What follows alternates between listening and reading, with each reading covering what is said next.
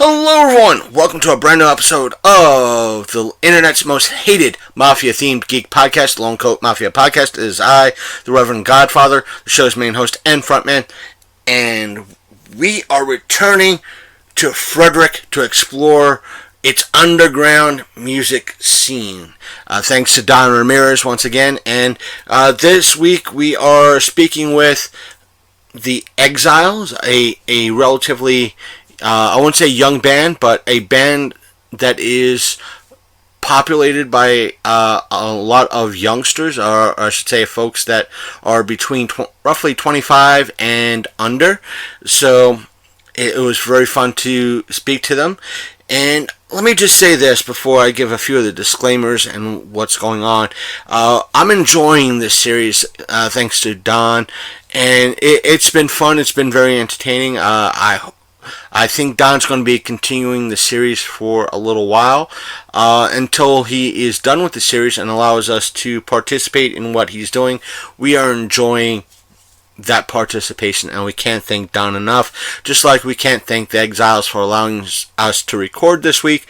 And that being said, again, here are some of the disclaimers that we usually tell all of you. This is majority of Don's questions and all that, so it's mostly his content, even though we are allowed to answer a few follow-up questions when Don permits, because this is his dance for the most part. And because, for some reason, even though it was on low, the air conditioner was louder than usual, and so had to fight that, and one of the members was very soft-spoken, but he came in very well, best we could.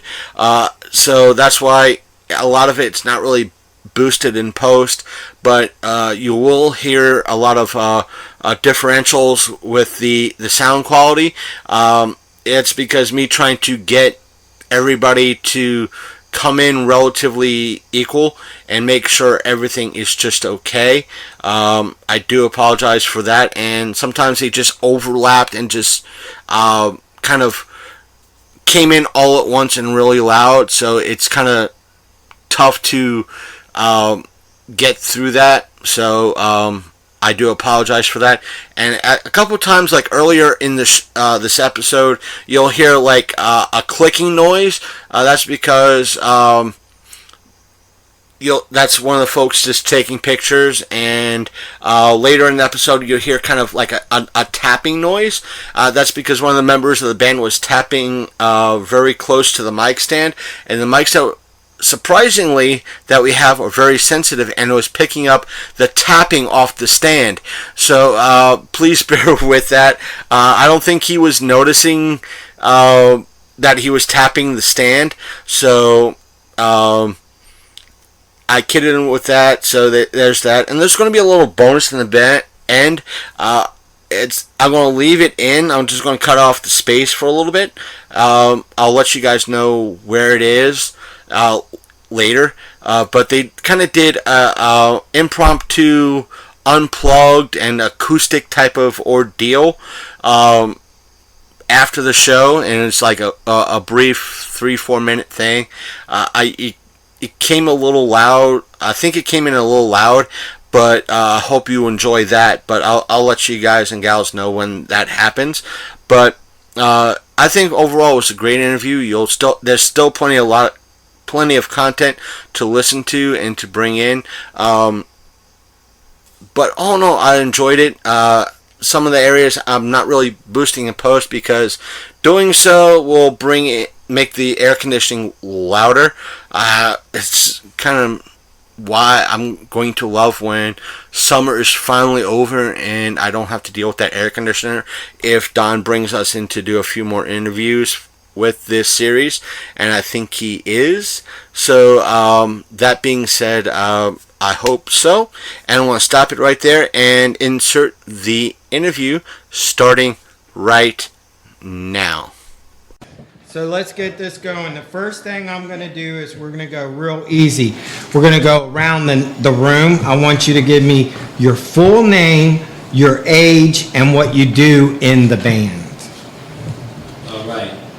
My name is Zephyr Thor Anderson Houghton. I am 23 years old, and I am the lead singer and lyricist of the Xiles. Awesome. My name is Clay Bowling, 18 years old, and I am lead rhythm guitar. Two roles in one. Lead rhythm, yes, I combine it rather than saying lead guitar, saying lead rhythm. Hell yeah. I am Ty Bowling. I am the youngest in the band at 16, and I am the drummer. Alright, I'm Logan Michael Wilms. And then I'm like 17 now, and I play the bass guitar, slap the bass. I'm going to go backwards, and I'm going to throw a question. Logan, how long have you performed with the Xiles, and how did you first get involved with the band? So I've been with the band a little more than a year, and then I saw them like twice before I joined them. And when I did join them, I was just like asking around for people who wanted to be in the band. It's just, I picked up the bass guitar 3 years prior, and I was like, I really wanted to make a band or be in a band with someone. And none of my friends were really down with the clown with that stuff, so I was like, okay. So I made a bunch of flyers and posted them everywhere I could.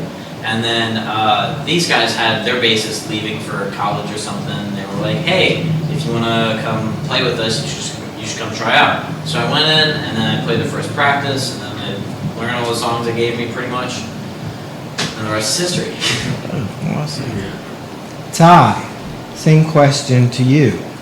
How long have you been performing with the Xiles? I've been performing with the Xiles since it started, so about 2.5, 3 years ago. 2.5 years ago. Yeah, and the guitarist Clay is my brother, and I know Clay and Zep had their own like cover band before then, and they wanted a drummer to start their own original band, and then so they asked me to join with them. Alright, so me and Zep's stories are pretty similar. It's maybe different viewpoints, but so how again the Xiles started around 2.5 years ago. It kind of started off. Me and Zephyr were part of the Frederick rock school. We were playing in a cover band at the time. We were doing some covers, and we started to want to write some original music. We wrote a first original song actually on our first EP, Democracy. We wrote it actually before the band even started, and all of a sudden we found that, hey, our music's, kind of interesting to us. We kind of want to build on top of that. So we ended up, my brother ended up having a drum, which was awesome. Very easy having a brother drummer. I found a bassist, and then we started the Xiles from there 2.5 years ago. How long have you been involved? Since Day one? Since day one. I remember my associate, my friend, and I we were in a cover band called Squid Rat. Which, What's the name again? Squid Rat. Squid Rat. Yeah, Squid Rat. Squid Rat. Who were you guys covering? We covered. We covered Gen X. We covered some of the Ruts. Yeah. Except we did a cover of the Ruts. It was Staring at the Rivers. Staring at the Rib Boys. Descendants. Played a little bit of Descendants. Misfits. Misfits. Dead Kennedys. All the classic punk rock cover bands. That was their punk rock cover band. That was before Xiles. Yeah. And it sort of evolved into this anomalous entity that became the Xiles over time. It was at first there was one person in our band who wanted it to go in this certain direction, but me and Clay, we wanted to keep it classic punk, keep that classic punk energy, and so we sort of split off and formed our own cohesive unit basically, and we've been doing it ever since. And even though sometimes we have conflicting ideas, there's always Sometimes. Okay, All the time. Okay. I tend to be up here. They sort of ground me. Oh, man. In terms of bands, where everybody's going, it's like we argue all the time. Of course, we always make up in the end, always smile and whatnot. But it's always a struggle with every band finding where to go. What's your next sound? What's your next song gonna sound like? It's always a Clay, let me ask you, and I want this with everybody, but I'll start with Clay. You got at 18 this knowledge of punk. When does that start for you, and how does that genre of music? Tell me about, as a kid, how does this thing talk to you? How is this connection made? That's the part I'm really fascinated with. So punk for me started at a very young age. Between both my mother and my father, John and Donna Bowling, they introduced me to punk, especially my father. I grew up listening to the DC scene. He was very big in DC scene, had his own fanzine and whatnot. So his excitement towards the punk scene kind of stemmed after I was born. I kind of started listening to music, sitting on the couch. He would have his poker nights, but Social Distortion would be playing in the background, or those kind of music, and I would start just kind of subconsciously listen to it growing up. And I started to enjoy the music pretty soon. The top 40 stuff, all that shit on the radio, can't listen to anymore. It's like only punk for some reason. And from there, it'd be the fast kind of aggression. Became kind of almost like an anthem as my teenage years. For some reason, like as much as you deny as a teenager growing up and being, I'm not that hateful teenager that everybody says. It's like, of course you are. You have your hateful angst, whatever your bouts of, aggression.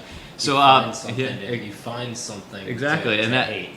And no matter how idyllic your experiences are, you're gonna have to find something to rail against. Exactly, But and then Rage Against the Machine. Rage Against the Machine. And then so punk kind of came like an outlet of being able to express my high school frustrations.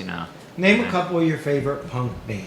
Punk right bands. now, the ones that Right now, two off my head: Dag Nasty and Peg Boy. Dag Nasty, the whole big influence of DC scene, and then Peg Boy. John Haggerty, the Naked Ray Gun, those big guitarists. I always liked the guitar sound, so that kind of drove me towards in terms of guitar sound. That's why I kind of followed Peg Boy. But riff style wise, I like the whole Dag Nasty DC scene kind of sound. Well, I have a pretty similar story to Clay, but I think we kind of have a little bit of different direction. For me, I'm more of I prefer a little more melodic punk, something a little more upbeat, so that when I was going through my angsty years, I wanted something to kind of draw me out of that. Still going through? Okay, well, Still going through. when I'm currently going through my angsty years. I want something to draw me out of that a little more than, fuel that rage. So I listen to something maybe more along the lines of the Bouncing Souls, where it's a little more upbeat and, enjoying yourself rather than being angry at the world around you. And I guess punk is something I've, again, grown up listening to. When I was in the womb, instead of, parents listening to Beethoven and all this classical music, we had Black Flag or Minor Threat, playing through speakers. So it's just something.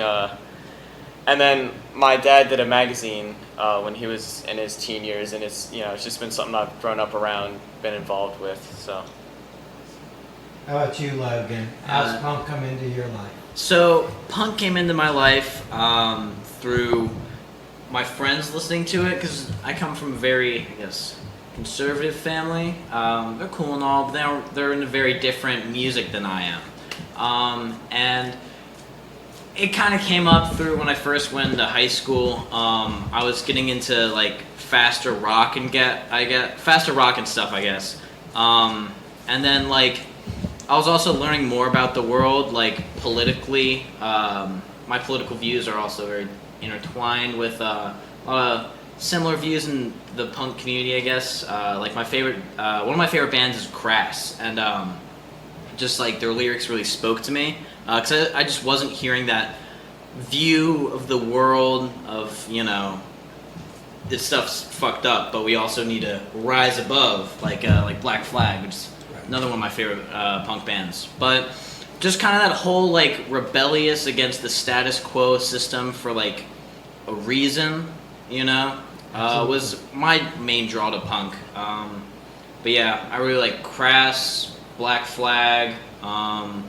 Joyce Manor is really good. Their old stuff. Social Distortion. But yeah, I just got into punk from all my friends were listening to this stuff, and then I learned through them. It was kind of like this journey of discovering new music and just, oh, this is a cool album, this really speaks to me, and then finding more stuff that relates to that stuff that inspired that album, and it's been a whole pretty big journey for me, and that's what I love about it. Yeah, absolutely. Like, All right, me. I've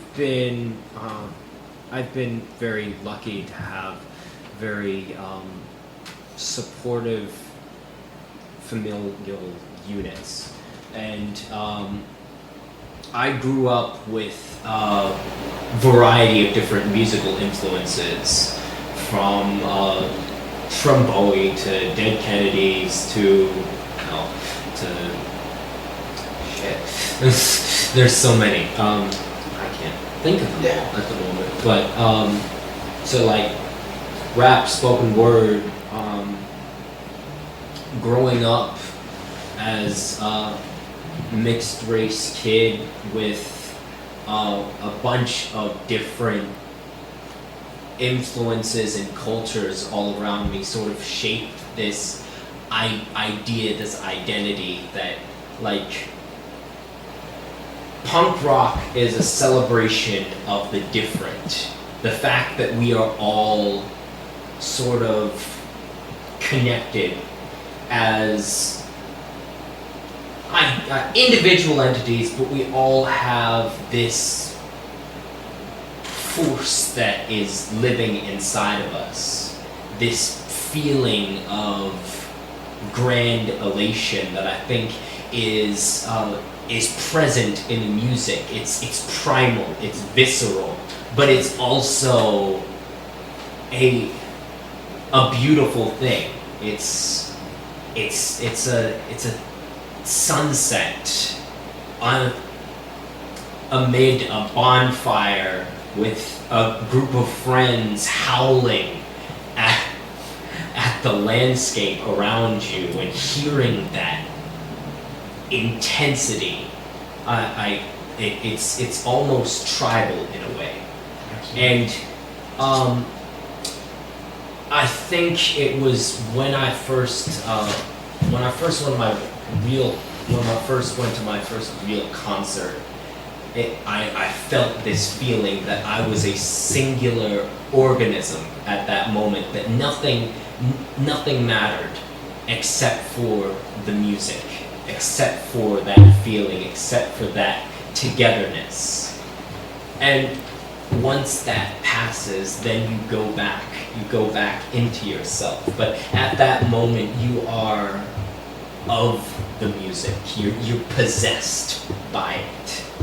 you pitched to Heidi. Go ahead, Miss Heidi. So I'm really curious. We're talking about family influences, spiritual energy of punk rock, misfits, and what was the very first concert you went to live, and with who?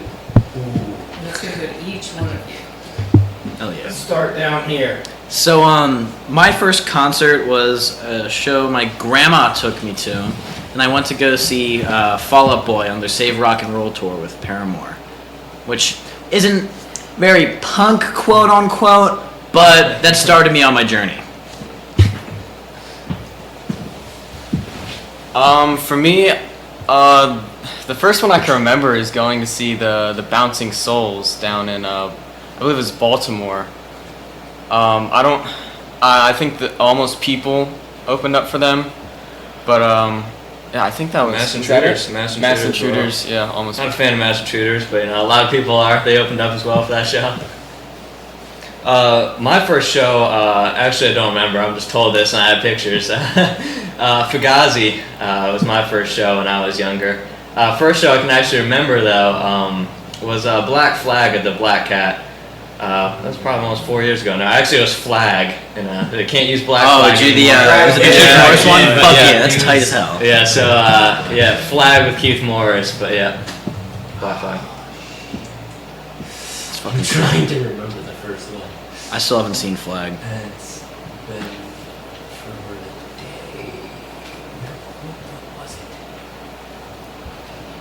My memory's awful. I mean, it's truly, absolutely abysmal. All right, if you can't remember first, favorite. Yeah. Favorite?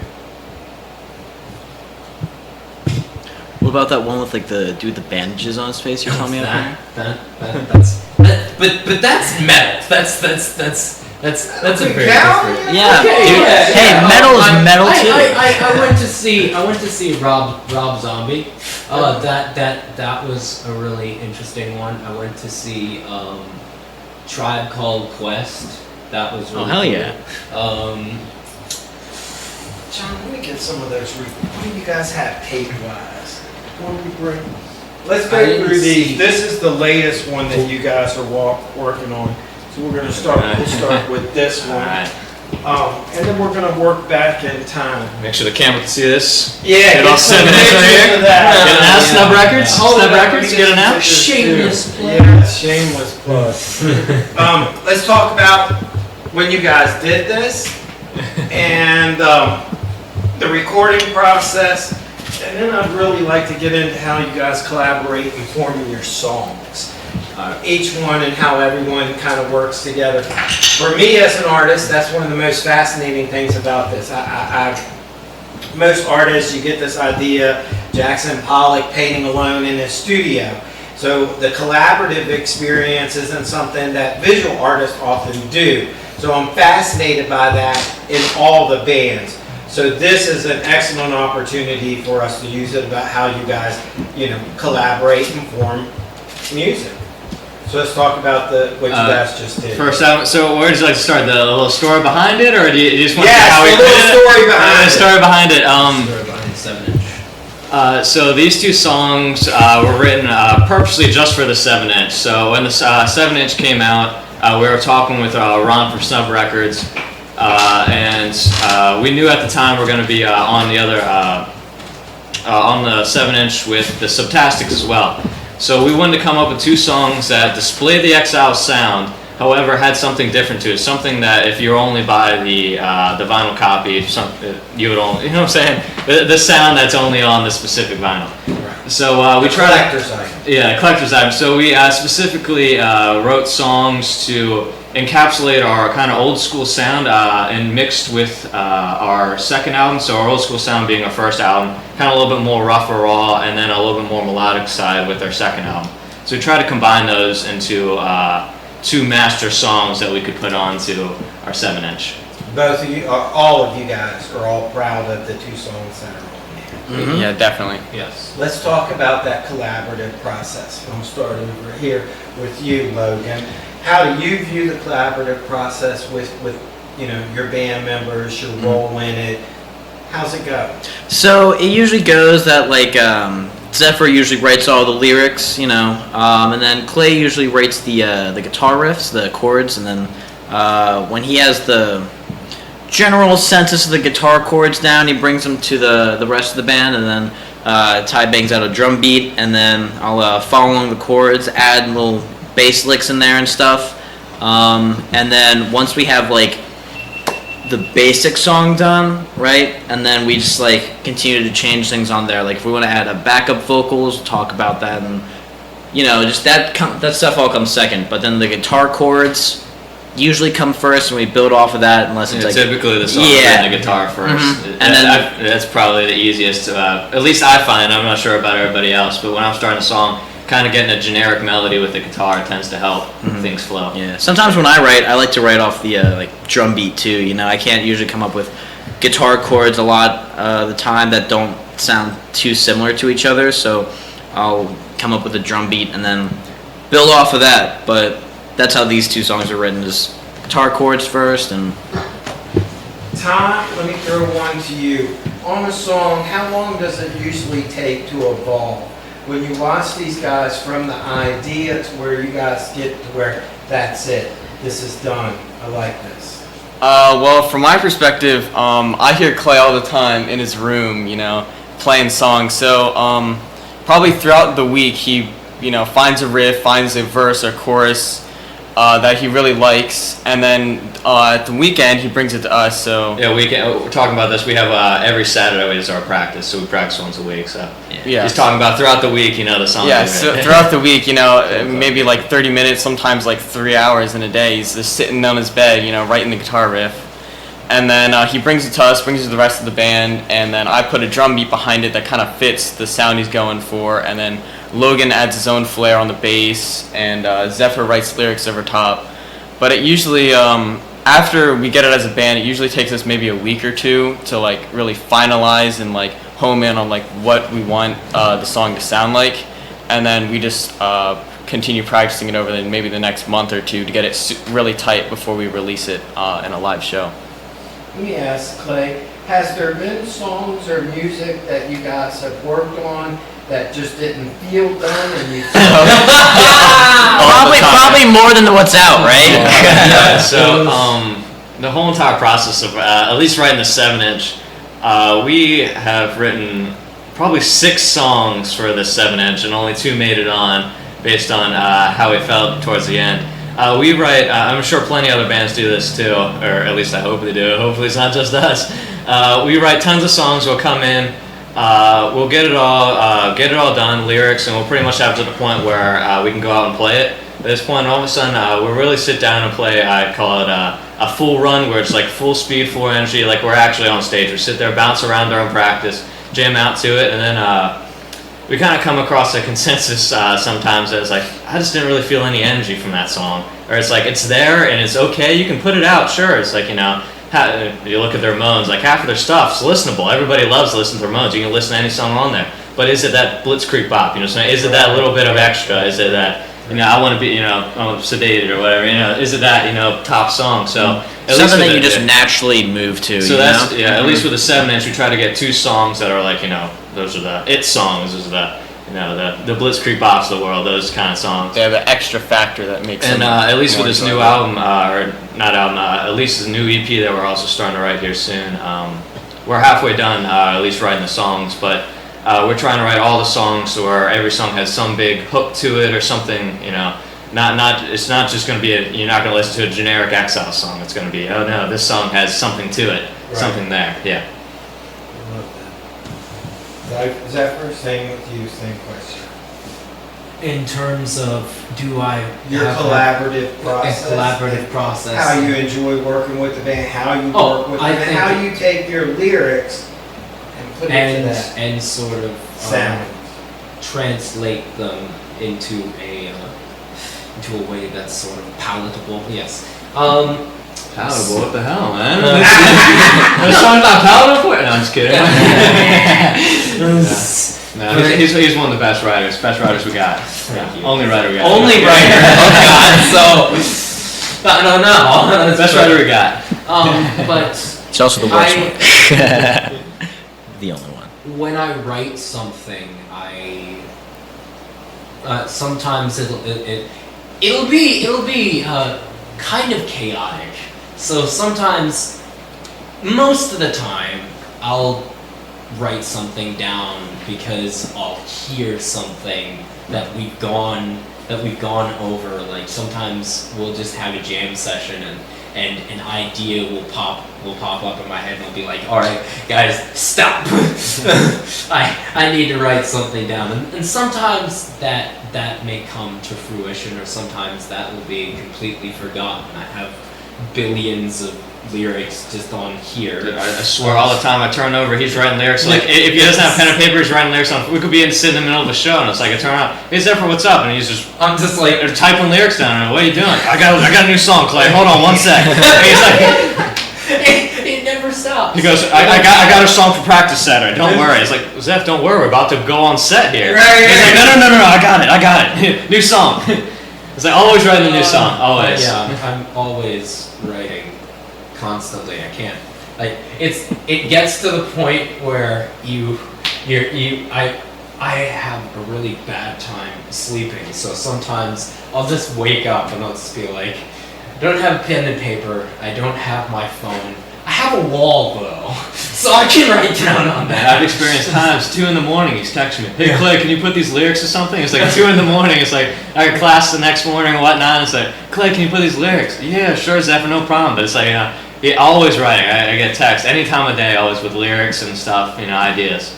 It's always a constant revolving door of ideas. It's something that once it grips you, you have to translate it. You have to jot it down. You have to transcribe it. You have to share it with the world. That's what your responsibility as an artist is. It doesn't have to be perfect for you because it's never going to be perfect for you ever. But as long as you're able to share it with the world and people are able to appreciate it, that is the goal. That is the grand goal for I'll anyone. start back with Logan and we'll go the same way that we've been going. One of the things that most impressed me, I love you guys' music. I think it's tight, it's strong. You guys played against guys twice, 3 times, maybe even 4 times as old as you. You guys have a fantastic stage show. How has that developed and how do you guys, you recognize that as part of what the Xiles is? You've got to have a strong stage. We just love to rock and roll, dude. How does it, you just get... It's more just like, I can't really speak for the rest of the band, Zephyr he's on a whole nother level than... Great front man. Yeah. But at least I can only speak for myself. I just fucking love to rock and roll. So, we finish a song, and then when we have the full song finished, I'll find bits and pieces to where it's just like a certain point in the song where I'm like, move around that point. Like, with our new one, I think it's Another Headache, right? That's the first one where Ty is the do snare. Yeah. A couple live shows, like I'll stand 15 up. minutes to record 3 snare hits. Yeah. Yeah, I'll stand up and then Ty will do that and then I'll point to him, right? I mostly just do that because I think it's fun thing to do. Drives me up so I can headbang along to the thing. Like even when I move to the song, it's usually little bits and pieces I try to emphasize, move around those pieces. But yeah, I guess that's how I can best describe me getting up and learning how to move with the song, groove with the song. You just got to find points to groove around, I guess. But it's all in the name of rock and roll, man. For me, I guess it's a little bit different being the drummer, especially because You're hidden. Hard as fuck to get pictures of the drummer, man. I'm all the way in the back, and you have Zephyr, Clay, and Logan all moving in front of me, so it's a little bit different. I try to limit my movement a little bit more because I try to make sure I play as tight as possible every time I play, and sometimes I get a little bit too caught up in the energy. And then my playing becomes a little more sloppy. So sometimes I don't get to move around as much as I would like. It's partially my fault. Yeah, and Zeph backing up, knocking over cymbals. Dude, I can't tell you how many times I've hit Zeph in the head with my guitar. It's crazy. I've hit Zeph quite a few times. Same with you, Clay, when you're on stage. Well, on stage, I like to look at on stage my chance to mosh. I'm a skinny motherfucker, you know what I'm saying? I'm a pretty scrawny dude, I'm introverted, so all of a sudden big bands come on, it's like I get involved, the energy, but I'm not big enough to sit there and mosh around and play. Zeph coming into the pit, he's huge compared to me, you know what I'm saying? He's got another 50, 75 pounds on me. So often on stage I use that as a way to kind of sit there and mosh, or really get into the song and bounce around and do my moshing moves, I want to, whatever. But it just allows me to get my physical side out while still being kind of more the introverted person I am. Reserved. And you, front man. Well, I think being a front man, it's a process in of itself because it's sort of like a give and take. It's a give and take relationship with the crowd and with everybody around you, with the band as a whole, because you are, like I said, a cohesive unit. So you're playing off each other's energy, but you're also playing off the energy of the crowd. It's sort of building that up inside of yourself, and sometimes you have to. Sometimes if the energy of the crowd is a little bit lackluster, then you have to boost up your own energy, or if there's too much energy coming at you all at once, you have to maybe go down like just a little bit in order to sort of keep that intensity. Yeah, in terms of our overall stage presence, though, so going to a lot of shows growing up, attending Frederick, Maryland, Guido shows, things like that. Small, the Mud Club maybe. They closed down. I don't know. There's a couple places in Frederick. Anyway, seeing shows, we noticed bands, especially who are older than us, right? We play a lot of bands older. There's tend to be a smaller scene. Still scene there, but smaller scene in terms of younger people playing punk music, specifically punk. But we noticed a lot of older punks. They would play a show, but the stage performance was, they would stand there. And you would watch videos of all of a sudden these, 80s performances like Rites of Spring, or those big, bands, or My Brains. They're all moving around. It's like, why isn't this happening now? It's like this, you feel it in the music. So it's like we're sitting there, feeling the music, and it's partially the fact that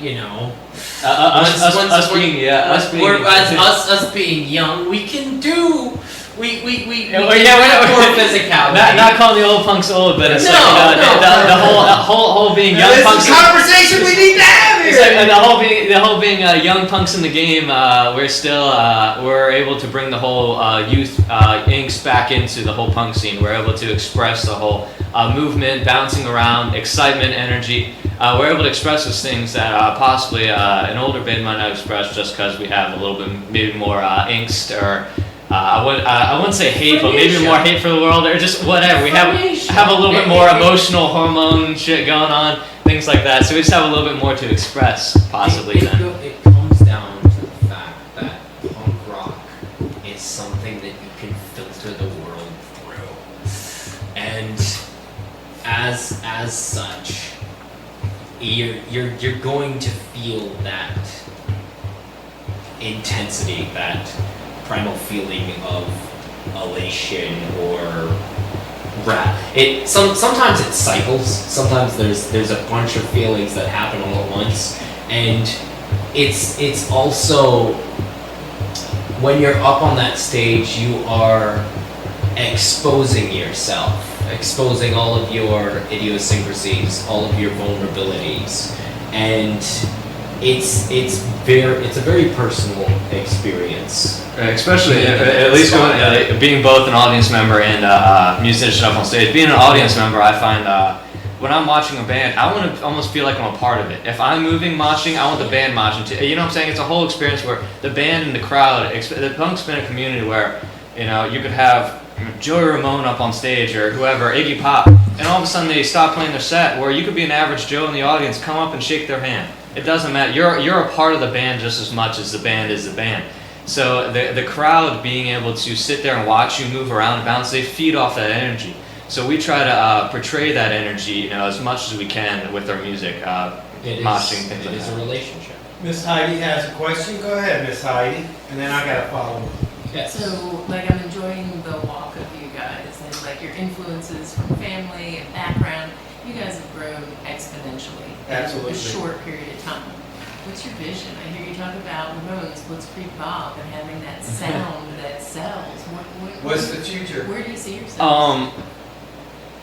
It's hard to speak for the future, everybody, because we like to consider ourselves an evolving band. Everybody takes a little bit of a piece of something. We evolve in terms of we have a 5-year plan, but it's very much loose. Based out or whatever, not really 5-year Grand plan. 5-year plan. But it's our vision. Like Val say, Tom. Our vision. What's the 5-year plan? We've come a long way within the 2 years. We've grown up. Looking at 2 years ago, 16 years old, in a basement, writing, or recording our first thing. It's like we look different just because of age-wise. We feel different, a lot more views. Growing up, teenage years, 2 years, that's huge. So our vision in terms of that, after going through the kind of whole growing pains of, getting new basses constantly, this third bassist. Thank God we stuck with her. Yeah. Been a great bassist. But before our process was, a bassist, and then they would leave for school, right? They would record an album, then they would leave for school or whatever. Life got in the way. Yeah. But we finally got into a groove where we have a solid bassist, we have a solid direction, we have an orientation in terms of where we like to go with our music. Now we can focus on writing those bigger hits, those bigger songs. Take the time and sit down. Before our first EP, we pushed out 7 songs, 7 months. You know what I'm saying? And even our second EP, we had an opportunity for free recording one time, so we wrote a song within 1 practice session. It's those kind of things where, they could be a great song, like Still Life. Many people are very surprised. A lot of people like Still Life on the album. A little bit slower on the album, a little bit different from the Xiles, but we tend to see a lot of feedback from that song.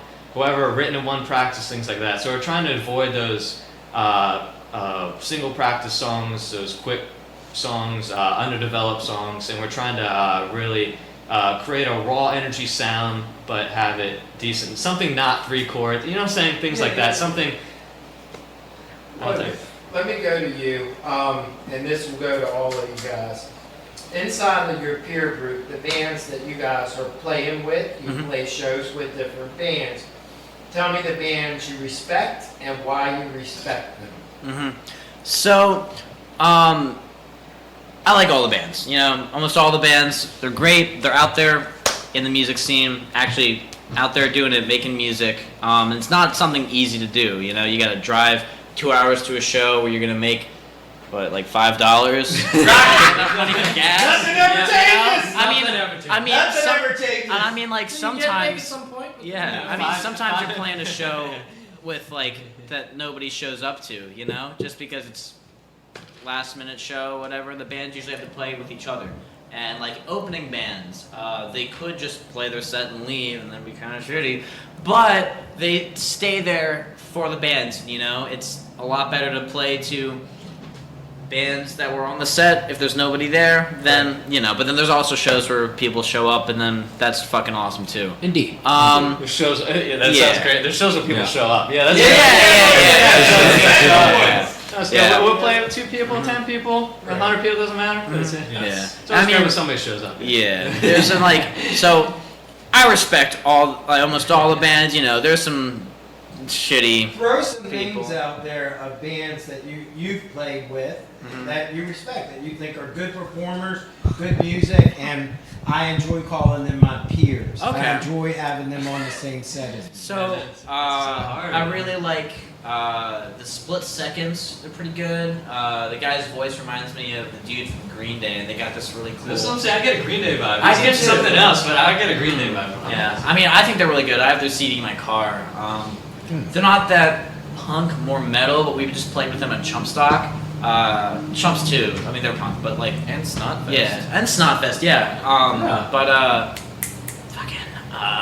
Earthworm Von Doom, great metal band.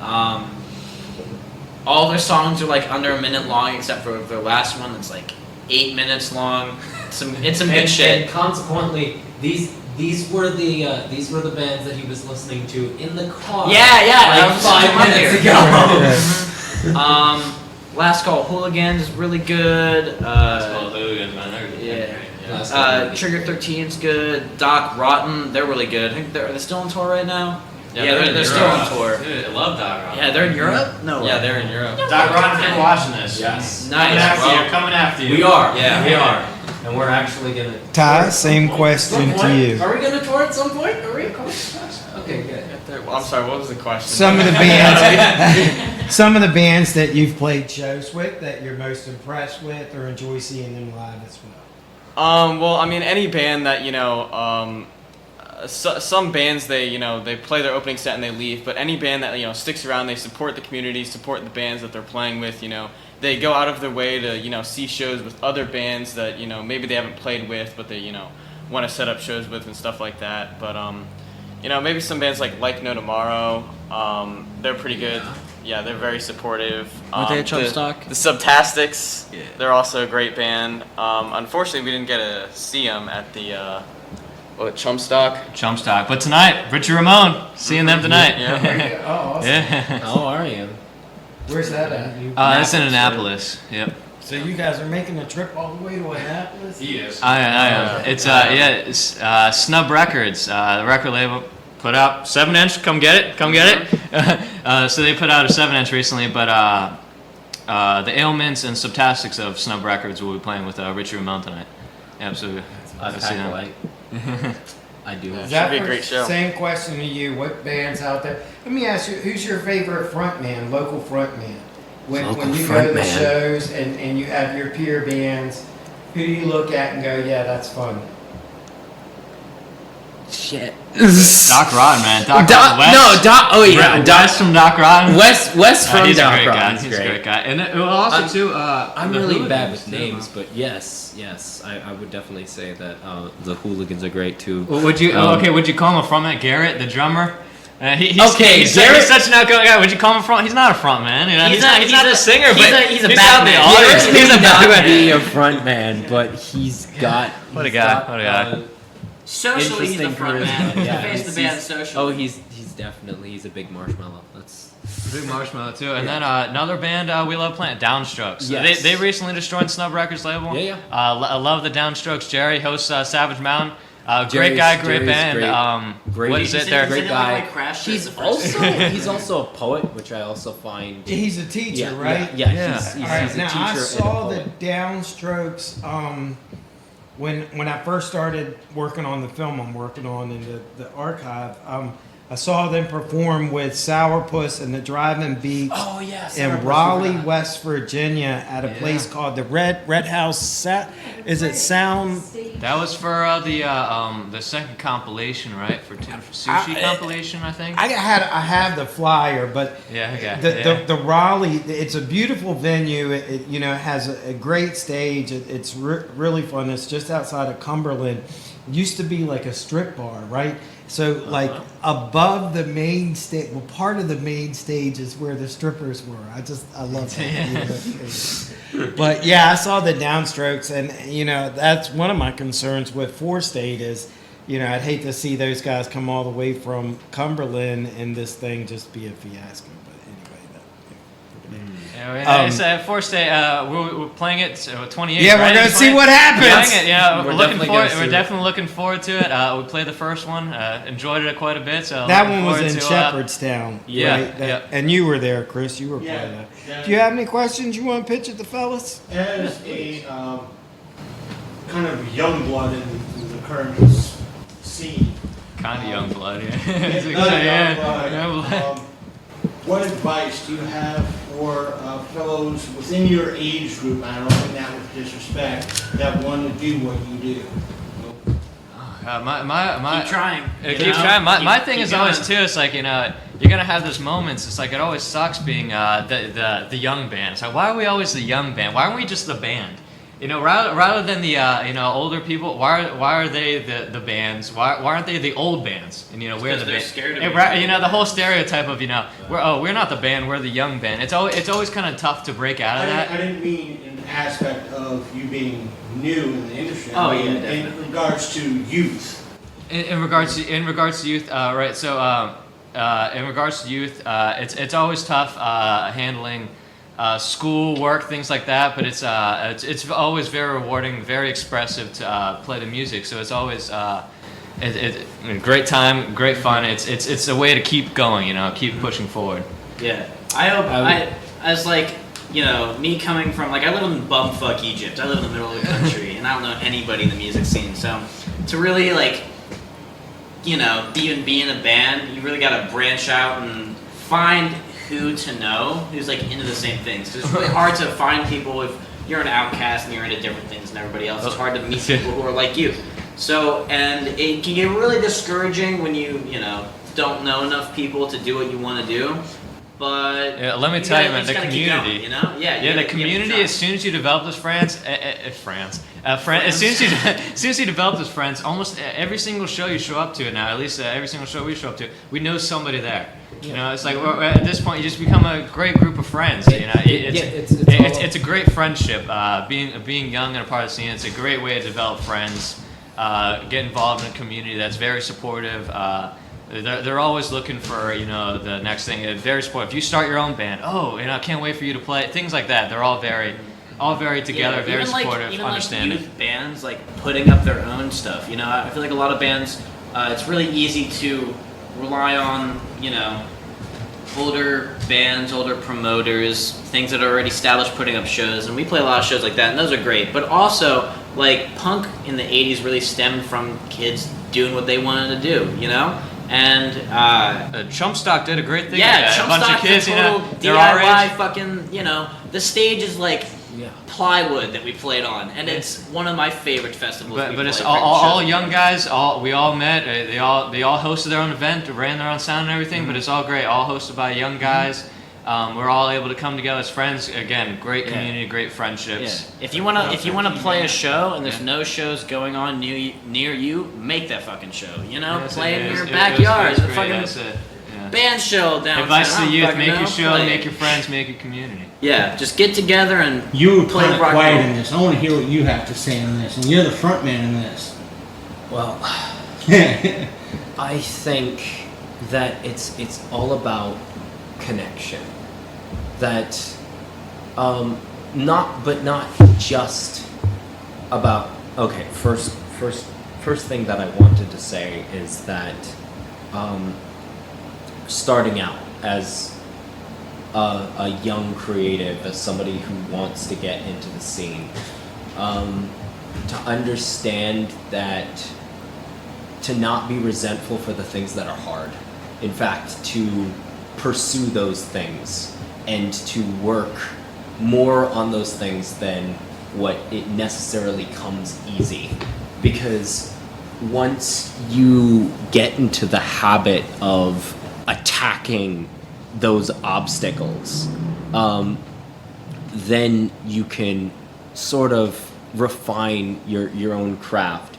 But also to never forget who you are, where you come from, and to always sort of approach life with an open hand rather than a closed fist. So in a way, a place like where we're recording now, the Let There Be Rock School, you see more and more places like this being a benefit for those that may be younger than you wanting to start in, and a way to educate them and help them with those. Well, that's how we met each other. Yeah. The School of Rock. It was a great opportunity. I think the arts is integral for people who want to connect but feel somehow too shy, because in normal interaction I'm very reserved. I kind of keep stuff to myself, but when I'm on the stage I blossom. And I've seen people who have felt sort of isolated and like they have nowhere to turn, and they've come onto the stage and they become completely different people, and they embrace that feeling of just togetherness. It's beautiful. It's There's that. splendorous. I've heard tales of that energy that being as soon as you go on that stage. Yeah. That there's an energy there. There's one. A comedian said he got to appear at a festival with you guys. I'm aging myself. There was a vaudeville comedian, George Burns. Oh, really? He passed away at maybe a year or two over 100 years old due to pneumonia did him in. And he said at this event he got to meet George Burns and watch him perform on stage. And he said, here's this little 98-year-old man. It's like, how is he going to perform? But as soon as George Burns went in front of that mic, the energy hit, and there he was before. Like he was like 10, 20 years younger. Yeah, it's like a bolt of electricity that hits you, and all of a sudden you are rejuvenated. It is this mic is kind of a fountain of youth in a way. It revitalizes and it changes drastically. I'm gonna pick up a question over here with Logan. We're getting close to taking an intermission here, so about 9 minutes. What do you do besides music? Are you still in school? Do you guys have jobs? What do I do besides music, man? Yeah. Wishing I was playing music. There you go. So, I mean, I'm in my senior year of high school. Where do you go to school? I go to Walkersville. He graduated from Walkersville, and then he's gonna graduate from Walkersville. You know, it's like I'm in the middle of them. Like, he just graduated, he's a junior, I'm a senior. But anyways, you know, I work at Giant Eagle right now. I'm a cashier. There you go. I love it. Yeah, I'm in work study too, so I'm only taking Guitar 4 and Law and Society in high school. And then the other times I have work study, so, you know, making money, trying to live. Did you grow up in Walkersville? I grew up mostly outside of Woodsboro, which is a little redneck town outside of Walkersville. Like, a few things that remind me of my childhood are the smell of cigarettes, cheap beer, and country music, and the smell of cow shit. Yeah. But I just really grew up in a really rural kind of area, which you know, I'm kind of thankful for. You know, I don't think if I grew up in the country, I could be as open to listening to things like Johnny Cash or Hank Williams. You know, love me some classic country. Right. But yeah, you know, if I'm not rocking out, I'm doing whatever. Yeah, thinking about rocking out in my head. So. Ty, same with you. Well, for me, as Logan said, I'm a junior at Walkersville High School, and I've taken on like a very heavy course load this year. It's not What are very some good. of your favorite subjects? For me, it's definitely science. Anything science related, so biology, chemistry, even physics. Which is very math based. It's really rough right now. I got a question. Did any of the band up here, did you ask them about what their favorite high school subject was? Yeah. Are we the only band up here being asked Yeah, about no, high school subject? you guys are the only ones we've talked about high school, Yeah. for sure. Hey Don, guess what my questions are for the next time we do this? High school, that's funny. Same question That's with gonna be you. fun. Well, and I want to follow up. Your GPA is perfect, right? Well, my weighted GPA currently is a 4.64 or something. Holy like that. shit. Repeat dude, that mine's like a again. 3. You have a GPA of what? For what? 4.64.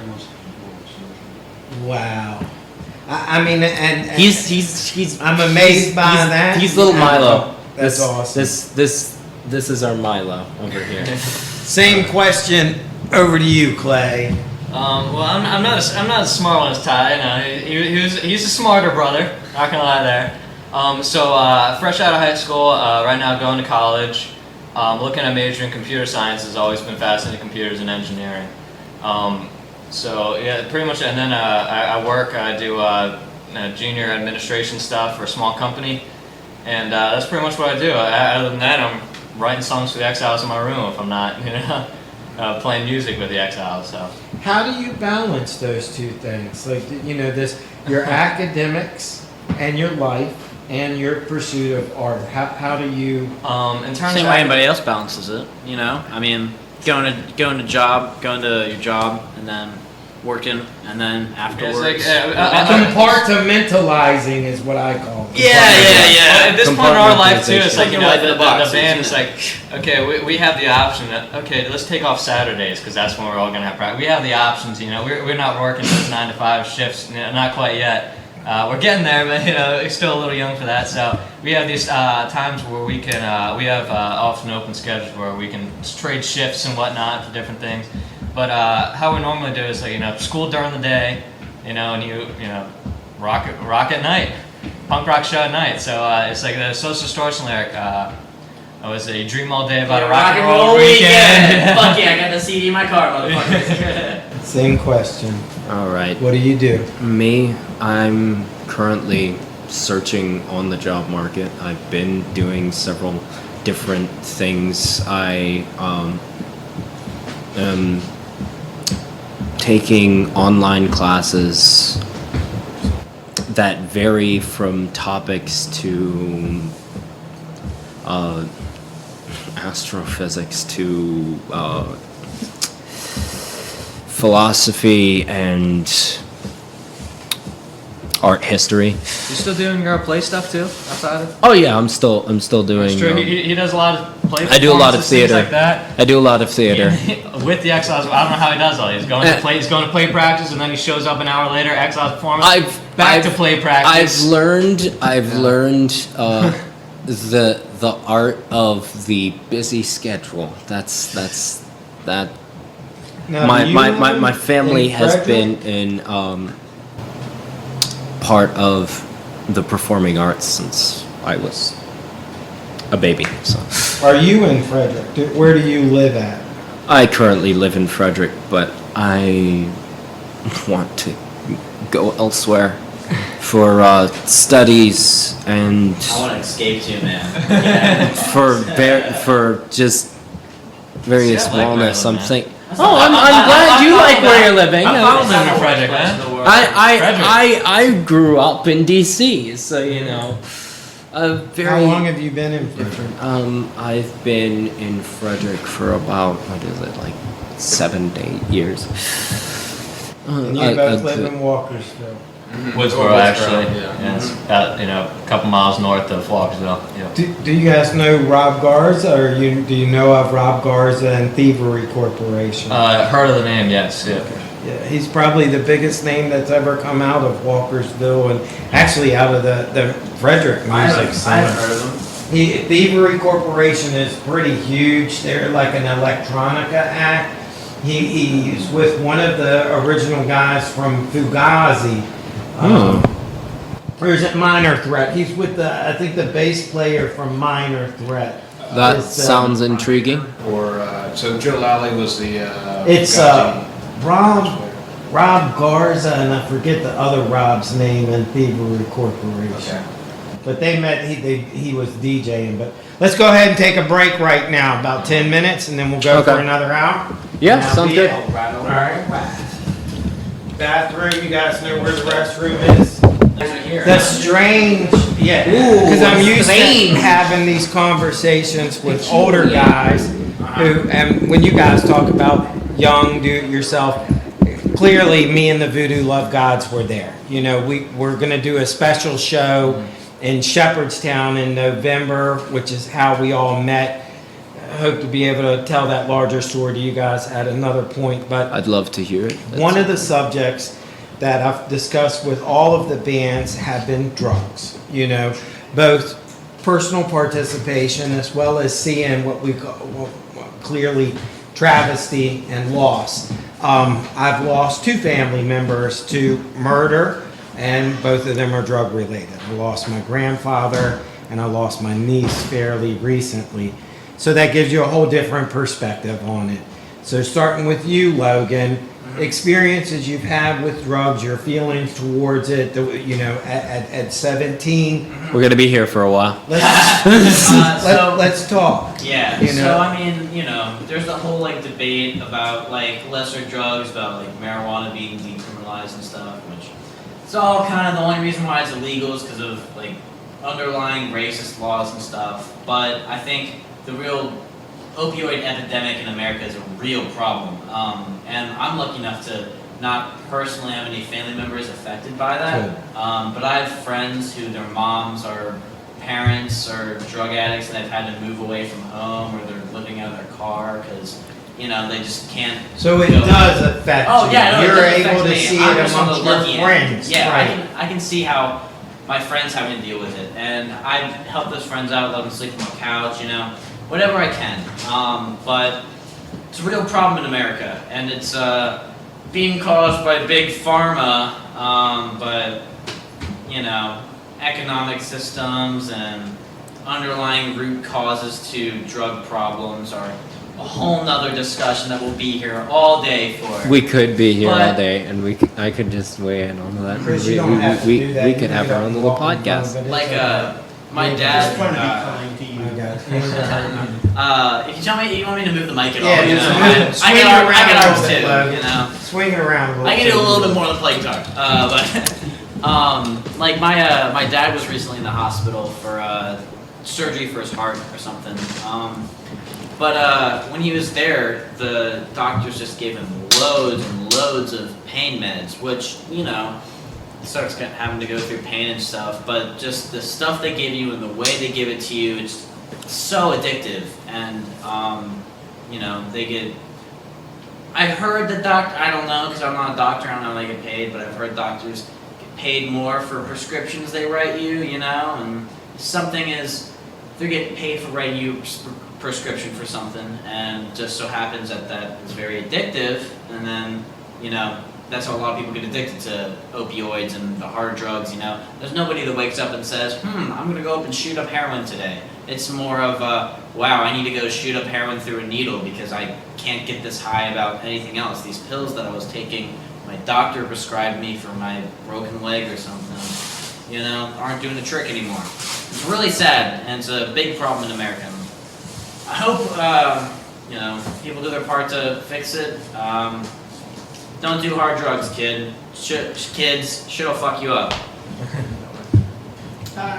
I'm pretty similar to Logan. I've been lucky enough to not have, you know, not to be affected by any sort of like, you know. Just smoke weed, man. You know, but continue. Yeah, I haven't been affected by any like there's no family history of like, you know, drugs or any like addiction or, you know, drug abuse. So, but the opioid epidemic is definitely a huge problem. And yeah, like Logan said, you know, doctors writing prescriptions for unnecessary pain meds. Because like when I got my wisdom teeth out, they gave me like 3 weeks worth of Tramadol, and I took like 2 Tramadol pills out of like the whole amount. So they gave me like so much excess, you know, pain medicine, even though like Tramadol isn't really that bad. But yeah, when people when people have more serious injuries and they get like a lot harder drugs, and then, you know, they have excess of it that they don't really need, but they continue to take it and get addicted. So We're on to you, Big Pharma. You see what you're doing. What about peers? Do you have any like young friends that are not necessarily on drugs, but you can see their lives are affected because their parents are? Or... For me, if anything, it'd be like alcohol. But a lot of my friends are pretty nerdy, so they don't like. They come from very like proper families. They come from a 4.6 GPA. Yeah. So they come from very like proper families, so they don't. Very lucky in the birth lottery. Yeah, they don't have like those problems within their families too often. So I'm lucky enough to not have, you know, me or any of my friends be super affected by the, you know, drugs or alcohol addiction. In terms of drugs with me, drugs, I guess, any type of dope, always big in the punk community, right? For some reason, punks... The whole music community, the whole music thing, it's really a shame. Sex, drugs, and rock and roll. Sex, drugs, and rock and roll, but it's like... It's always a hard thing. It's like a lie. Creative people tend to take drugs quite a bit, but it's like, you know what I'm saying? It's like when you're in a community of artists and punks, and it's like you're experienced to quite a bit of, you know, dope, whatever, you know, from alcohol all the way to hard drugs or whatever. And then being in a band, you know, like when we show up to shows like 2-3 hours earlier, we have like a bunch of time to kill, so it's easy to like fall into like drugs or something to help pass that. And it's like, you know, you got weed or alcohol. It's whatever. It's like you got to worry about these. It's the other stuff out there. All the, you know, coke or what, naming those names, like heroin, pills or whatever. Yeah, but it's like being a part of that punk community. We're always, every single show, I'm sure probably one of us gets offered whatever. You know, people, you see bands all the time, all in the green room. You know, whether they're just doing something simple like smoking weed or, you know, drinking or whatever, or they're going back and, you know, snorting line. I've never met a band that's done that, at least a local band. But, you know, whatever. Within the artist and punk community, you're always going to have those dope and drug problems. It's the hard part is just not getting involved. Just kind of keep going. You know, you can do your occasional party and weed, alcohol, whatnot, but it's like that's not your lifestyle, right? That's your weekend activity, or that's your fun time to go escape. You go to your punk show and you think it shouldn't become a lifestyle. It's not a lifestyle. Well, you Yeah, don't want, it's a hobby. It's you a don't fun want to thing get. do. And drugs isn't even the hobby. It's the drugs is not the hobby part. It's playing the music behind it. It just happens to follow within the same. Not that you should become involved with it, but it's The one thing I want to share, or would try to share, is as an artist, one of the greatest and one of the most amazing things for me is I grew and understood, because you start with that live fast, die young, but you find an artist like Pablo Picasso who creates art from his early years, all the way through the longevity of life. William de Kooning, one of the great abstract American expressionists, painted long into having Alzheimer's, and and to see Francis that Bacon, evolution of work through a lifespan. And there's a lot of bands out there now that HR from Bad Brains. You've got this longevity in the creative process, and I think that that's a wonderful thing, being to expose to young people. So going to use that for have you been affected? Have I been affected? I would say so. Yes. I mean, I never got to truly know my father, because he was dependent on his addictions. He was ravaged by them, and it ultimately drove a wedge in between him and my mother, and they split up.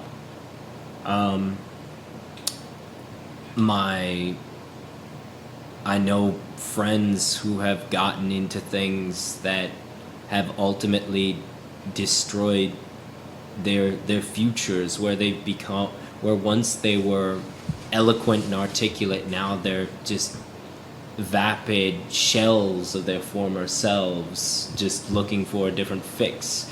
And there was this idea, I know, in the beginning of the scene, was that drugs were sort of used as like the elevation to elevate one's consciousness. And that was like in the early start of the scene, back like in the late 70s. Let's go all the way back to the 50s. Oh, right, yeah. I mean, way Beats, back. We are talking about yeah. that. Kerouac's talking about that. Yeah. Ginsberg. Yeah, Burroughs. I mean, yeah, the beatnik generation. Yeah, we could go that far, and We can go even farther back. We can go back to opioids being used in China, dude. Also, Alexander the Yeah. Great used them with his army, because you could march longer, fight harder, and So there's a like long yeah, history. 1800s down to like 1400s BC, 400 BC. Yeah. Dude, the crazy shit all throughout history. It's a Yeah. thing. It's always been in human. I wanted It's to. the human condition. It's always It been is that. part of the human condition, because we want to sort of synthetically change our world. See, but that's always hard too. It's the big punk artist community, artists. Very creative minds, abstract mind thinkers, have a lot of things going on in their heads, and often want to experience more, because you're artists. Their thoughts are a little bit more advanced.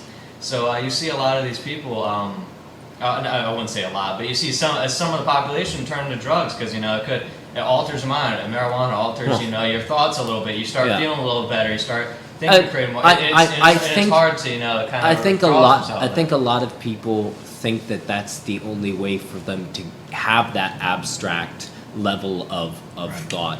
I've been lucky to be sort of gifted with that sort of weird chemical concoction of higher idea slurry phantasma weirdness. Since I was young, my mother and I would used to joke, we don't need drugs to get high. We'll just laugh at inopportune times, and then talk about really lofty concepts like it's nothing, and then our friends will be in the car and they'll be like, Are you guys high? You guys high right now? No.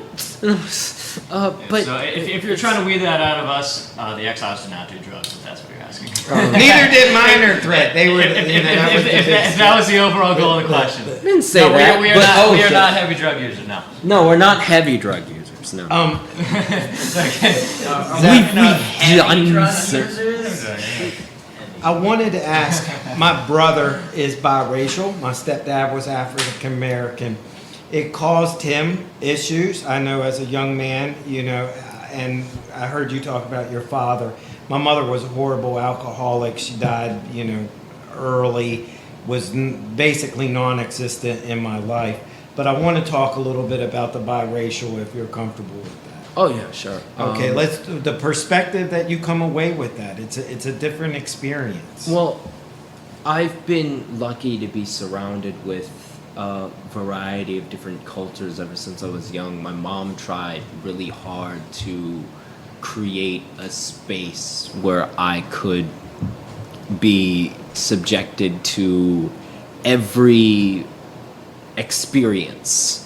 Even though we didn't really have that much, we did have a supportive small community of creatives, of sort of thriving little bohemians. But when I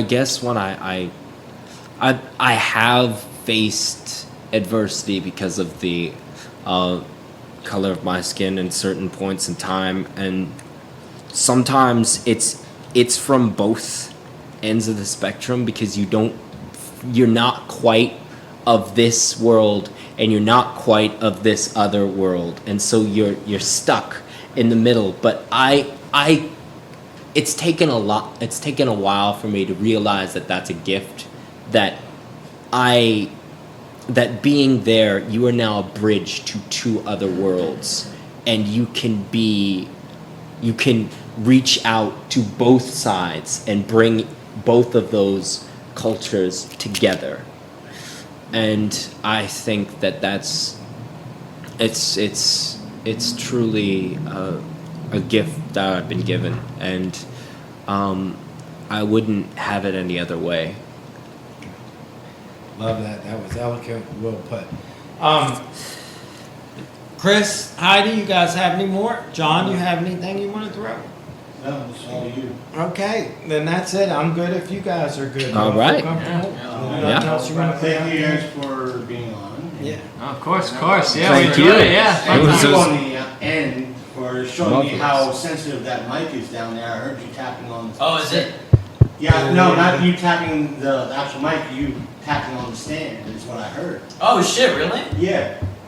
Yeah, I could hear that. Oh, Hey. wild. Yeah. Damn, that's sensitive as fuck. That's cool. Then let's go ahead and wrap, you guys. Y'all know y'all have a long trip to Annapolis. Again, They thank you guys do. for being Thank you on for and everything. doing Yeah, this. thanks for having us. Thanks you for know? having us. Great time. Yeah. It's been really cool to like come out and like do an interview, you know? Being a part of the Frederick Underground, being a part of the resurgence of punk, Yeah. it's great to be a part of that first Well, wave of the we got- resurgence. It's marvelous. We got another 10, 15 minutes. Let's Do you want to keep going? All right, yeah, sure. I want to talk about the show with the Voodoo Love Gods. You Oh, know, because God, I jeez. really saw Yeah, this that was a as bunch this amazing thing to have you guys part of the program. Andy, right? I think he had seen you guys at Guido's, and he starts telling me, you know, Xiles, you know, and he tells me they're still in high school, and I'm like, get the fuck out of here, you know, like I couldn't visualize until I saw you guys play. You come with maturity. You come with a presence, and you come with a defined aesthetic. You know, you guys have really done well in your branding and your everything that you've created around the Xiles. So let's talk a little bit about the show with the Voodoo, some of your favorite highlights, and then we'll talk a little bit about how you guys have been able to bring together that aesthetic around the Xiles, like this brand, this look. So start here and go that All right. way.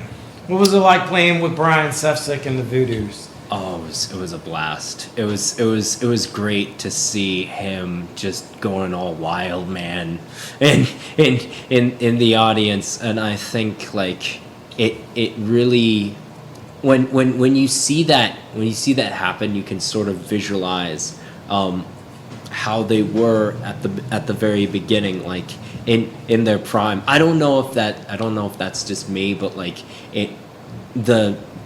the age sort of falls away, and you just see the young soul that is running rampant and with abandon, and sort of drinking in that drinking deep in the well of life. You know, it was really a privilege to play with them, and the soundstage is great acoustics and a great sound system, so you can be heard.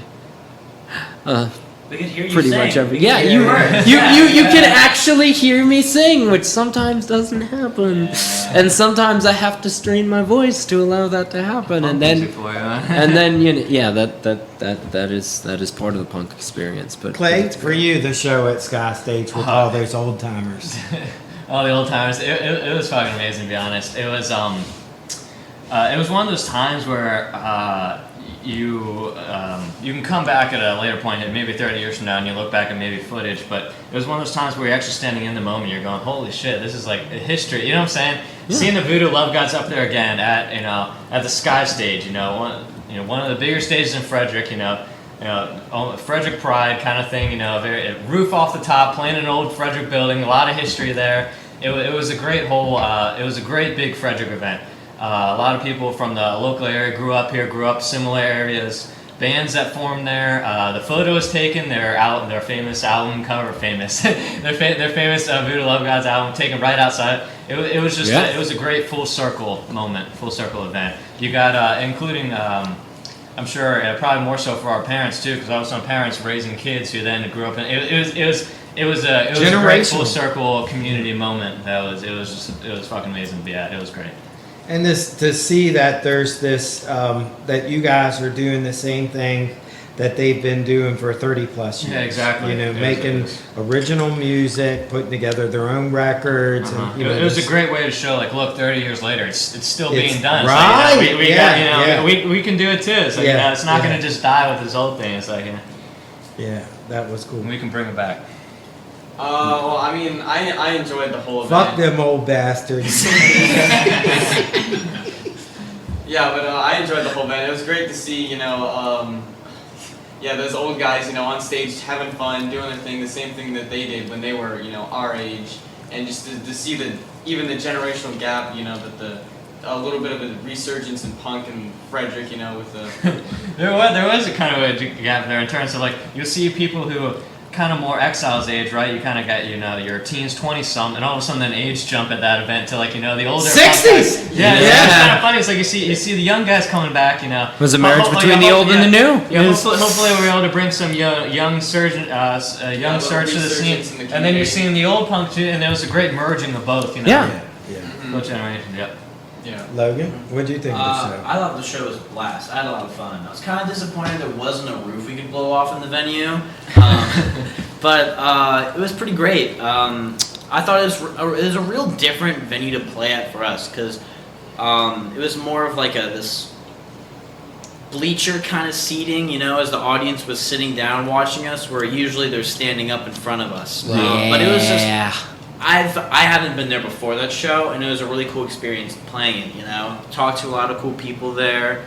I love the lineup too. The Voodoo Love Gods kicked ass. I loved seeing the Atomic Mosquitoes too. That what the fuck it's called? The Theremin, yeah, the Theremin. Stephen Blickenstaff. Yeah. Stephen Blickenstaff. Yeah.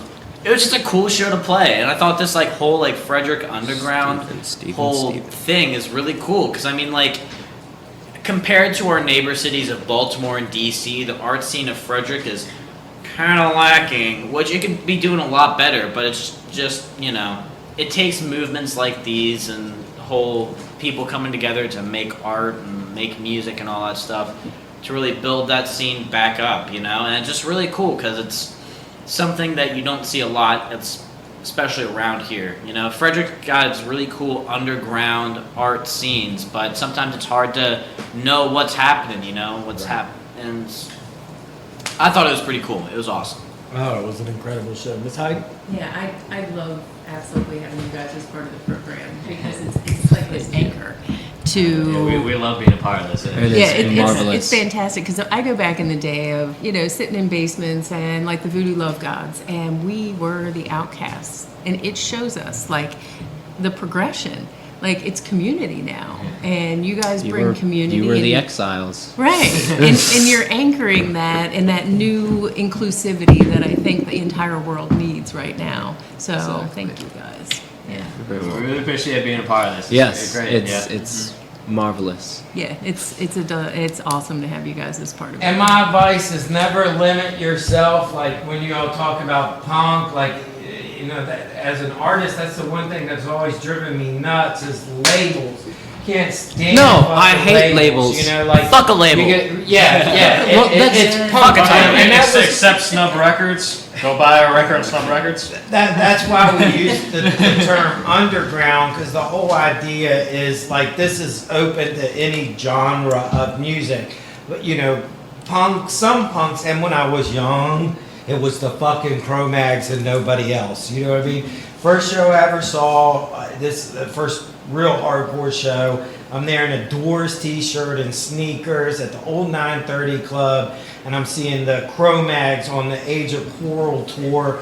My best friend gets kicked in the mouth by this skinhead named Blue. He's spitting his teeth out into his hands, and I'm like, "Fuck yeah, man! This is it!" And that was. But then it was like, if it wasn't the Cro-Mags or sound like the Cro-Mags, I wasn't interested. It took a little bit to evolve past that, open myself up to other different types of music. And It was all about Clockwork Orange County at that point and in punk time. never ends. Like at 53, as an artist, as a filmmaker, punk is the core of my belief system. But it's not the only thing. No. I got nothing else. If you guys are good, y'all good? I'm Yeah, good. we're All right, let's back up. We're sure this time. Sure. Thank you guys. Yeah. That takes us to about an hour and a half. That's All right, sounds. Hello, everyone. Welcome back. I hope you enjoyed that interview. Before we get into that little treat I promised you, if you want to join the conversation or anything like that, if you want to tell us what you thought about this interview in any way, shape, or form, you may do so by sending us an email at longcoatmafia@gmail.com. We will read emails on the air. If you're kind of listening to this on YouTube, you can always put a comment down below. While you're there, if you're a first-time person on the channel, please hit that subscribe button. It does help us out. And if you like what you listen to, hit that like button on YouTube. But if you're listening to this on your mobile device and you want to join in and rather leave a comment instead of sending us an email, you can still do that by going to Facebook and finding the Long Coat Mafia podcast. But if you're on your desktop computer or laptop, you could just head on over to facebook.com/the Long Coat Mafia podcast and leave a comment. If it's when this episode first comes out, you could leave the comment underneath the pinned post that's there telling you all about this wonderful episode. But for all of you out there who made it this far, made it to the almost hour and a half mark, here is a little bit of a treat for all of you before we go into the standard social media stuff at the end of the show. Here is a little bit of a treat, because after the interview with the Xiles, the guys from the band wanted to do a brief little jam and give us a kind of a little bit of a treat for doing the interview. They wanted to do a little bit of something. It was kind of unplugged, literally unplugged, and a kind of an acoustic style. So, and before we get into that, for those of you out there who have good ears, yes, I did boost a few sections. They kind of needed it, and I was able to do so because the air conditioning wasn't as loud at those points. Sometimes how everything is recorded is kind of funky sometimes. It takes one shout sometimes, and in the air, you can barely notice the air conditioner. But still, here's that little treat, that little bit of a gift to everyone out there. So here it is. Here's a little bit of a tune or sample, kind of an acoustic style from the Xiles. I hope you enjoy it. Let's get it right into that treat right now. Well, I would say that we had a good run, casually, a casualty unsung. Always scared We didn't stand a chance. Unprepared. With that thing they call romance. You are the ex-girl with my K. Another unseen fatality. Overdosing on each other's ups and downs. Reminiscing what might have been. Thought decides hadn't put it in. Guess we're living with our hearts on the ground. I was lost beyond the technicolor lines of tragedy. In the midst of the afterlife, the real loss. And trouble brewing in paradise, the real cause. The loss of my concrete alibi. You were the ex-co with my K. Another unseen fatality. Overdosing on each other's ups and downs. Reminisce of what might have been if I decided and put it in. Guess we're living with our hearts on the ground.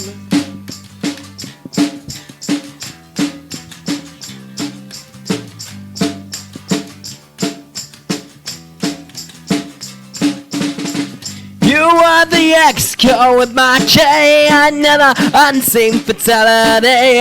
Overdosing on each other. What? Start singing the other song. Did I? We were playing Still Life. Oh, we're playing still. Oh my god. Let's try that again now, shall we? The thing is, I'm trying to get like different angles. And all that. Yeah, okay, let's. Take two. Take two with Still Life. Still life. We're almost at the last chorus. Alright. Okay, let's do. Play it a little better this time. Now that we kind of. Alright, ready? Yeah. Oh. Wait, is that the beginning? Yeah, it's not the rhythm. It's.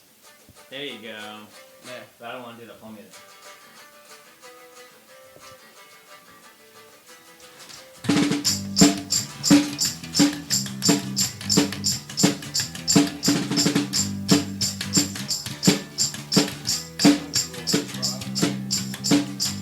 Taking stride, these lies are golden. Pretend I didn't see, but I left unspoken. It's memories, company I'm holding, but I don't know. I didn't ask for your opinion. Please just give me the damn prescription before I lose my inhibitions and lose control. When I'm feeling down and out, finding poor ways to cope. When I'm strangled by my doubts, when I lost all of my hope, I got nowhere left to turn from the bridges that I burned. To sit here and pick my brain, 'cause I don't want to change. What's there to say that I'm not saying? The game is over, thanks for playing. Still my nose are close to fraying, but even so, just a line that's still ongoing. Gotta hope my frailty's not showing. Still I think I know what's worth knowing, but I really don't. When I'm feeling down and out, finding poorer ways to cope. When I'm strangled by my doubts, when my plans go up in smoke, I got nowhere left to turn from the bridges that I've burned. To sit here and pick my brain, 'cause I don't wanna change. I don't wanna change. When I'm feeling so stressed out and I've got nowhere to go. When I'm strangled by my doubts, when I'm at the end of my rope, I got nowhere left to turn from the bridges that I burn. To sit here and pick my brain, 'cause I don't wanna change. I don't wanna change. Don't think I'll stay the same. And I hope you enjoyed that treat. That little bit of rustling sound and the mic movement sound that you kind of heard was me trying to get another mic in there so you could actually hear the drums better and hear some of the fellows strumming the guitar and everything else. I tried, but I still hope you enjoyed the treat and everything else. Now for the whole aspect of social media and everything else in regards to the show. As stated, we do have a Facebook page. It is facebook.com/The Lone Coat Mafia Podcast. While you're there, please hit the like button if you so wish to follow the show there. And if you want to respond to anything, you're more than welcome to leave a comment and a reaction to that post. And share those posts as well if you like what you see. If you want to follow us on YouTube, our channel, you just have to go to YouTube and search for the Lone Coat Mafia Podcast, because we do not have that subscriber count that is needed to change to a page name, meaning because when you're a new channel they give you a bunch of letters and numbers, and we're not to that level yet, so you have to search for the Lone Coat Mafia Podcast. I do recommend doing that, going there and hitting that like button, I should say that subscribe button, as well as going to our Facebook page and hit that like button there. And because I tend to put Facebook only videos, exclusive videos, and YouTube exclusive videos, and what determines the exclusivity, so to speak, and what goes where is sometimes if Facebook is being a pain in the rear end, then everything goes towards YouTube. While sometimes if it's depending on the musical item or what I'm covering, if there's a lot of music in the background that I know is going to get copywritten, it's going to go to Facebook and become a Facebook exclusive. But there are times that I do a one-shot video, very long form or long form video, or rant video. I'm going to put it on YouTube, not Facebook, but or a review of a movie I see or something like that, I might put it on YouTube instead of Facebook. So that's why I'm asking all of you to like us on YouTube or subscribe to us on YouTube. That way you're not missing content at all. Plus we put a lot of walkthroughs and everything else. We have been putting up a lot more YouTube videos right as of right now. That was a challenge put to me and the show by our co-host Big Candy, so please head on over to our YouTube channel and hitting that subscribe button. We do have a Twitter page. Our Twitter handle is Lone Coat Mafia. We do tend to be active on Twitter every now and again, and we do a lot of replies there, so you can also leave a direct message there if you so want to. If you do leave us a direct message on either Facebook, or I should say if you PM us, or if you direct message us on Facebook, Twitter, or Instagram, please do not say hi. We've been getting a lot of spam bots that slip into our DMs and just say hi to then advertise their stupid sex BS. So please, I'm asking all of you, if you send us a DM or in any of our social media, please just tell us what you would like to say, and I'll be happy with that. It's a way to kind of filter out a lot of the spam, and we don't want you as a listener to be filtered out. So in regards to that, let's see what else. We do have an Instagram. A lot of our photos do go to Instagram first before going to Facebook. So if you want to follow us through Instagram, you're more than welcome to do so. Our Instagram handle is Lone Coat Mafia. We do put up a few memes every now and again up there. And it's strictly Instagram only, because sometimes we hit up Facebook first and with something similar. So that way it's a little bit different. So I do recommend, if you want to stalk us that way, you can more than happy to follow us on Instagram And let's see what else. Because tonight might not be, as this is being put together, a stream night, but we do have 2 streaming channels. One is Mixer and the other one is Twitch TV. Even though we will be streaming on Facebook, Let's Plays on Facebook. Our streaming channels are mixer.com/LCMP, and those letters are capitalized. And our Twitch channel is twitch.tv Longcoat Mafia Pod. So if you want to follow us there. As stated, thanks to Game Pass, we do have Gears of War 5. For the majority of this week, we will be most definitely streaming one way or another Gears of War up until we get Borderlands. And when we have Borderlands in our hands, so to speak, we will be streaming Borderlands.